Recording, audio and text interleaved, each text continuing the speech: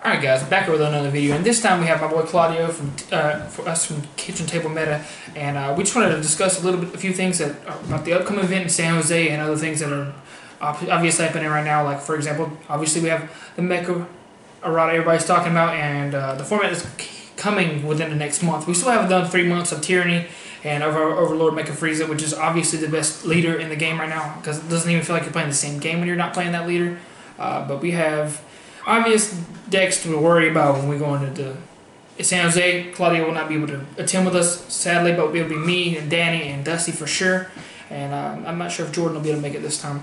But we're going to talk about the obvious choices. We have Apes, Veggies, and then GT for the Mecha decks.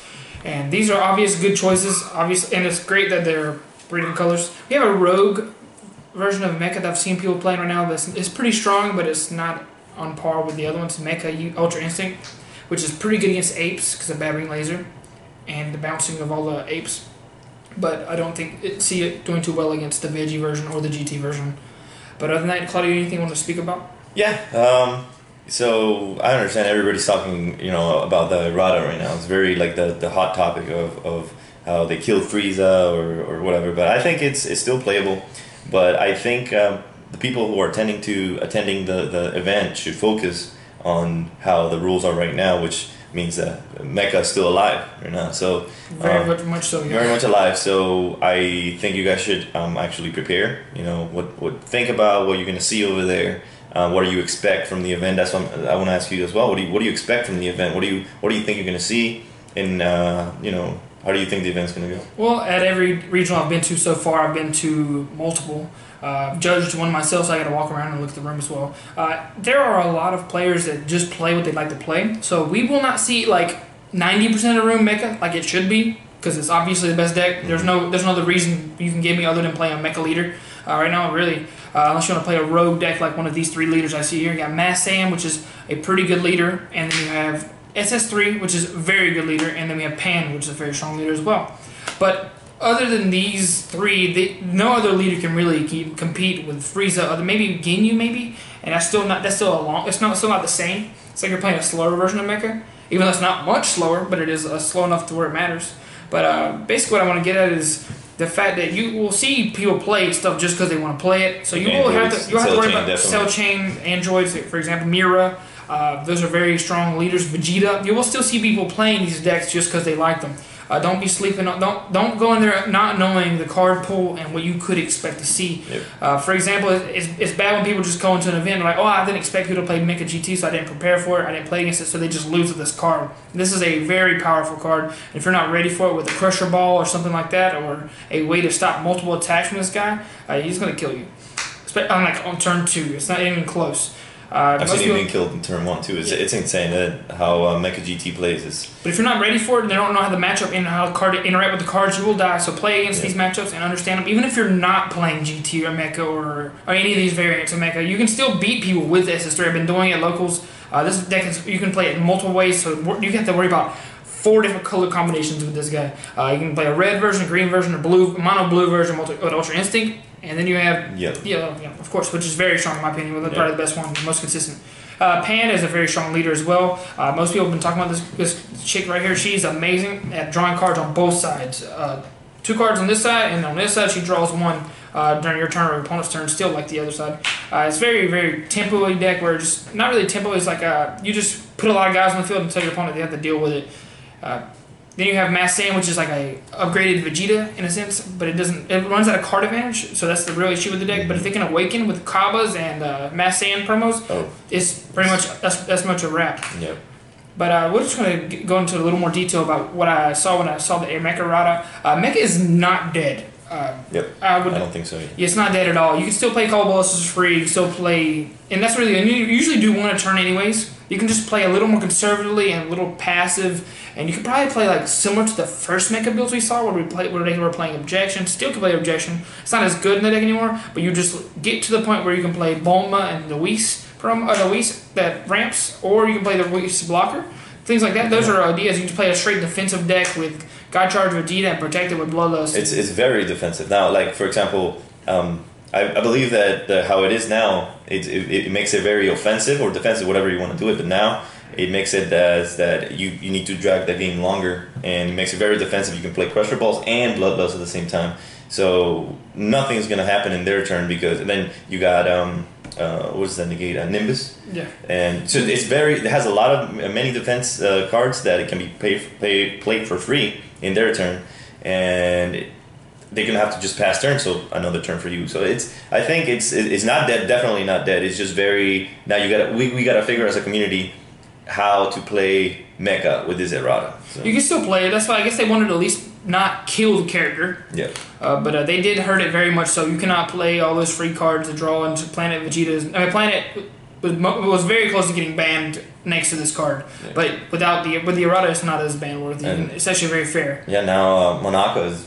It's gonna go back to his place. It might as well be not used ever again. Yeah. But we still have the veggie package, which you can play in there and awaken with Khalifas and the openings. Like if you saw Matthew Kuhn's video, I agree with him in that sense. You can still play like a faster version of the deck, still playing Mecha and be offensive with Shugesh, or just defend yourself with Shugesh the entire time until you get to the point where you can kill them with multiple KOs. Apes, I'm not sure if you'll be able to play it with Mecha. I really don't believe you can. We also have to worry about the new leaders coming out of the draft box. There we have Hercule, Khalifa, Goku, and what was the other one? Bardock. Yeah. So now we have speculation that Bardock could be Frieza arm. I mean, I started the conversation today about technically, he does have the scouter. He's technically in the time zone where he was being controlled by Frieza. Yeah, and he was serving the Frieza's army. But hey, there's other people saying also that why Nappa is it a Frieza's army? Like the Nappa with the hair and stuff. It's not right. So, but maybe they'll surprise us because we have 4 leaders that can play Bloodlust right now. It's like Ginyu. Maybe they'll give us another one. Yeah. So hopefully, so it'd be awesome. Yeah. Another thing to note. Whenever we get out of this little format of Mecha, we won't just have these 3, leaders. We have multiple. For example, if you guys didn't remember, we still have the old Vegeta leader. Don't forget him. You got androids, which a lot of people are talking about right now. New Vegeta leaders too. Yeah, so Android will be running rampant, so you don't have to worry. You have to worry about cell chain at all times, and SS3 does a good job at just like Soul Striker did at playing around the fact that you run low on cards because it just has a strategy where multiple cards can come out of turn, or you can defend yourself on their turn and basically do what you want to do to defend yourself. And they have to worry about your defensive cards on their turn, which is a decent thing. But the cell chain is not unbeatable. It may seem a little degenerate because it doesn't really take any thought. Yeah. But I don't know if you really should complain too much about it. At least we don't have to deal with dying on turn 2. I think the only bad thing, and people I guess don't like about the cell chain is that it has no cost, right? So like the new like the Boos and the 13, they all cost. They all has a 1 green cost or 1 blue cost, at least 1. Or 2 colorless. Exactly. So I think that's what people would want for it to happen. Maybe it happens later on. We don't know, but for now. And if Bandai sees there's a problem, they will do something about it. But at that point, I'd rather them just ban the 7-drop. I'm tired of seeing these errata cards. You have so many people that come up to me and they're learning how to play, and they're like, "Oh my God, Babidi is an amazing card." Yeah. And I have to tell them that it's errata, and they're like, "Oh, what does that mean?" I'm like, "It doesn't do exactly what it says on the card, and they need to reprint it with the errata text." Yeah. They do need to give some type of way to send us cards with the actual correct text on it for the errata cards. Yeah. It'd be a really nice thing, or at least have a specific database that is like sent to every store or something. They need to do something about it. I think so too. San Jose is gonna be really fun. Me and Danny, we may do a little couple vlogs along with Dusty, and we're gonna have people staying with us, and it's gonna be a great time. Yeah. Unfortunately, I can't go, man. I'm very bummed about that. The military is a little iffy. I mean, I've already taken a lot of vacation time, I guess, if you want to call it that way. But I'm definitely looking forward to seeing my teammates, see how they perform, and seeing everybody perform, and see how everybody's ideas on decks and how they're gonna play the deck. I want to see if the West Coast lives up to the hype. They haven't had any regionals, you're gonna have the biggest regional by far, and I would love to see you guys come up to me and talk to me. I've never been to California, so it'd be awesome. Yeah.